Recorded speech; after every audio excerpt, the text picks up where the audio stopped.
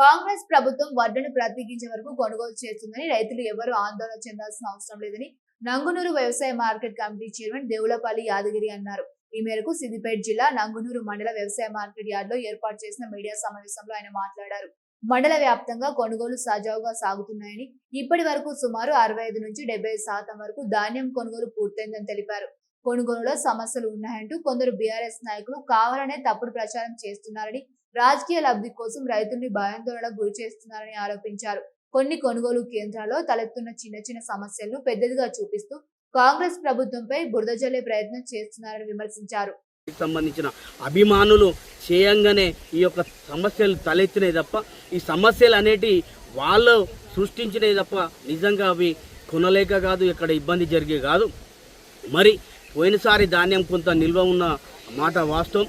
అట్లా ధాన్యం అనేది అక్కడ పూర్తి స్థాయిలో పట్టకుంటే మేము ఇన్ఛార్జి మంత్రి వివేక్ వెంకటస్వామి గారి దృష్టికి తీసుకుపోవడంతోనే మరి లోకల్లో ఉన్నటువంటి గోదాములను వాడుకోమని చెప్పేసి ఆయన కలెక్టర్ గారికి ఆదేశించడం జరిగింది. వారి ఆదేశానుసారం తక్షణమే మరి ఇక్కడ సిద్ధనపేట గోడాంలో ఉన్నటువంటి గోడాంను మరి ఈరోజు ఇక్కడ ఉన్నటువంటి సిద్ధనపేట రైతుల కోసమే ప్రత్యేకంగా ఈ యొక్క ధాన్యాన్ని అందులో నిల్వ చేయడం జరుగుతుంది. ఇంకా మండలంలో ఎక్కడ కూడా సమస్య ఏర్పడితే ధాన్యం నిల్వ కోసం ఎక్కడ కూడా ఎవరు రైతులు ఆందోళన చెందాల్సిన అవసరం లేదు.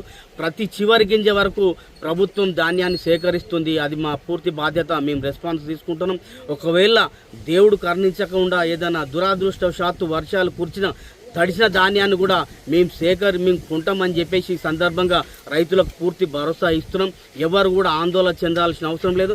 కొంతమంది టీఆర్ఎస్ నాయకులు పని కట్టుకొని కావాలని ప్రభుత్వం మీద బురద జల్లే కార్యక్రమం భాగంగా రైతులకు తప్పుడు మాటలు చెప్పి వాళ్ళను భయాందోళనకు గురి చేసి మరి వాళ్ళ రాజకీయ పబ్బం గడుపుకోవడం కోసం ధర్నాలు చేసే ప్రయత్నం చేస్తూ ఉన్నారు.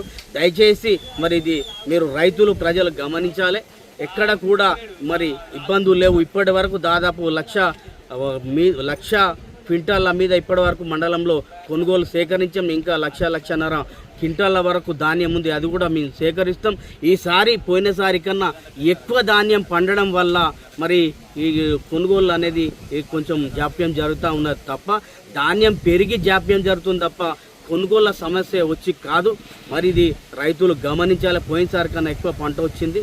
అది కూడా రావడానికి కారణం ఏంటంటే ఈసారి మేము ఒక 15-20 రోజుల ముందు ఎస్ఆర్ఎస్పి నుంచి రంగనాయక సాగర్ దింపి ఆ రంగనాయక సాగర్ ద్వారా మరి మండలంలోకి ఈ యొక్క సాగునీళ్ళు అనేది తొందరగా వదలడం వల్ల మరి ఎక్కడ కూడా పంటలు నష్టపోకుండా ఎండిపోకుండా పూర్తి స్థాయిలో పంటలు పండడం వల్ల ఈసారి ధాన్యం ఎక్కువ పండింది.